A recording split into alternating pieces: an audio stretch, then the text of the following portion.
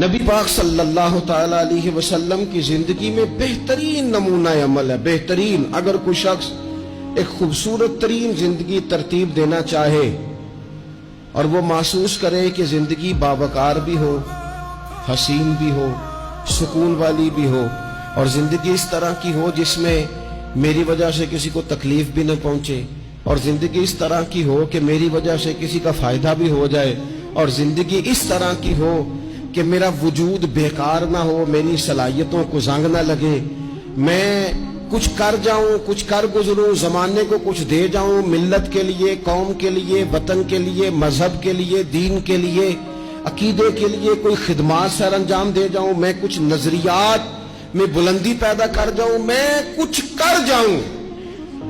اگر کچھ چاہے کہ میں کچھ کر جاؤں تو لقد کان لکم فی رسول اللہ اسوۃ حسنہ، پھر اس کے لیے میرے نبی پاک کی زندگی ایک بہترین نمونہ ہے. بہترین نمونہ. ہم نہ جب کچھ کرنا بھی چاہتے ہیں نا تو تب بھی نہ اس میں پہلے اپنا آرام سائیڈ پہ کر لیتے ہیں، اپنا سکون سائیڈ پہ کر لیتے ہیں، اپنا کھانا پینا، اپنا نفع سائیڈ پہ کر لیتے ہیں. پہلے ساری چیزیں اپنی ذات کی اس میں سے مائنس کر کے پھر ہم کچھ کرنا چاہتے ہیں. تو ایسے تو نہیں نہ کچھ ہوتا. نہیں کرنا کچھ نہ پڑے، نام زیادہ ہو، خدمت کوئی بھی نہ ہو، نمبر پہلا ہو، ڈیوٹی کوئی بھی نہ ہو، اجر سب سے زیادہ ہو. باتوں کے ساتھ جو لوگ پلاؤ پکاتے ہیں وہ زیادہ بھی گھی ڈال لیں تو خرچہ کوئی نہیں آتا. مسالہ جات مہنگے استعمال کریں، باتوں سے جو پلاؤ پکانا ہے. اور اگر کسی نے عملاً آنا ہے تو پھر تو میرے بھائی یہ شہادت گاہ الفت میں قدم رکھنا ہے. لوگ آسان سمجھتے ہیں مسلمان ہونا. آپ تھوڑا سا اس آیت مقدسہ کا پس منظر سمجھیں گے. یہ آیت نازل کب ہوئی؟ یہ آیت نازل ہوئی ہے غزوہ خندق کے موقع پر. سارے عرب قبائل جمع ہو کے یک بار کی انہوں نے حملہ کر دیا مدینہ طیبہ.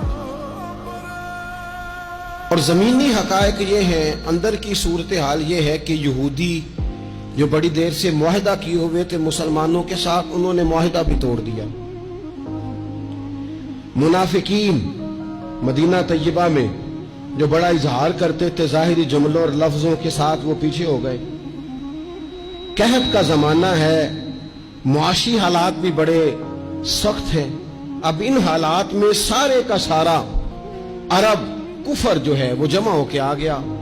اب حضور نے ان کے خلاف کھڑے ہونا ہے. صحابہ کو جمع کیا گیا، مشاورت کی گئی اب کیا کیا جائے. حضرت سلمان فارسی رضی اللہ تعالیٰ انہوں نے مشورہ دیا کہ یا رسول اللہ صلی اللہ تعالیٰ علیہ وسلم، ہمارے علاقے میں یوں ہوتا ہے کہ جب اس طرح کا معاملہ ہو تو خندق کھودی جاتی ہے، اس میں آگ جلائی جاتی ہے اور پھر دشمن سے مقابلہ کیا جاتا ہے. اب خندق کھودنی ہے اور اتنی بڑی کھودنی ہے کہ گھوڑا اس کو کراس نہ کر سکے، تو اس کے لیے بھی تو اسباب چاہیے. یعنی اندر بھی حالات اس طرح کے نہیں ہیں. جو مدینہ طیبہ کے اندر جو آبادیاں موجود ہیں وہ بھی سارے ظاہری طور پر ساتھ چھوڑ چکے ہیں، اور سامنے جو لوگ آئے ہیں وہ سارے جمع ہو کے یکبارگی آئے. اب مقابلہ ہے اور مالی حالات بھی کمزور ہیں. حضور نے فرمایا کھودو بھائی خندق. کیا غریبوں کے بچے صرف دکھ اٹھائیں گے؟ مسکینوں کے بچے صرف دنیا میں دکھ اٹھائیں گے؟ حضور نے لوگوں کی اس بات کو غلط کیا. جس طرح باقی لوگ خندق کھودنے میں مشغول تھے، اللہ کے رسول خود بھی مشغول ہو گئے. لوگ جیسے اندر سے مٹی اٹھا اٹھا کے خندق سے باہر لاتے تھے، نبی کریم بھی اٹھا کے باہر لاتے تھے. جتنی محنت دوسرے کر رہے تھے حضور اس سے ڈبل کر رہے.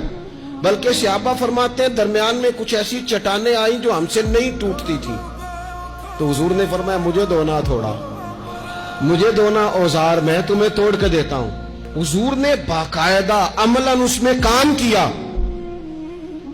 اور جب ہم نے کہا نا یا رسول اللہ ہم نے تو بھوک کی وجہ سے پیٹ پہ پتھر باندھے ہیں، تو حضور نے کپڑا ہٹا کے کہا تم نے اگر ایک باندھا ہے تو میں نے دو باندھے ہوئے ہیں.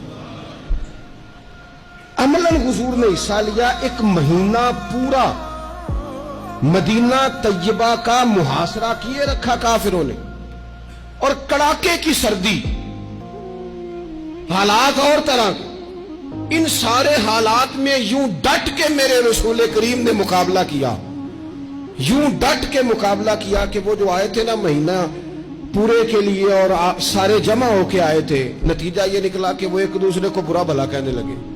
तू गद्दार है, दूसरा कबीला कहता तू गद्दार है, तूने कहा था जीत जाएंगे, तू हमें लेके आया था, तूने शरारत की थी। एक महीना मुहासरा करने के बाद वो सारे वहां से खाइब व खासर होकर जलील और रुसवा होके निकल गए।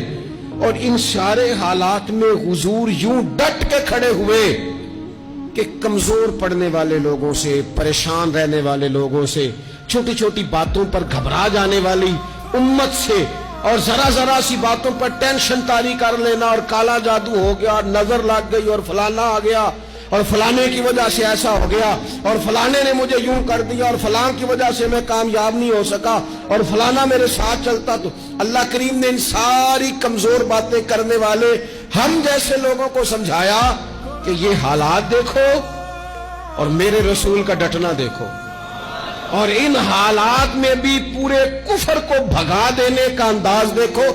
लक़द कान लकुम फी रसूलिल्लाहि उस्वतुन हसना, फरमाया तुम्हारे लिए मेरे महबूब की जिंदगी में बेहतरीन नमूना है।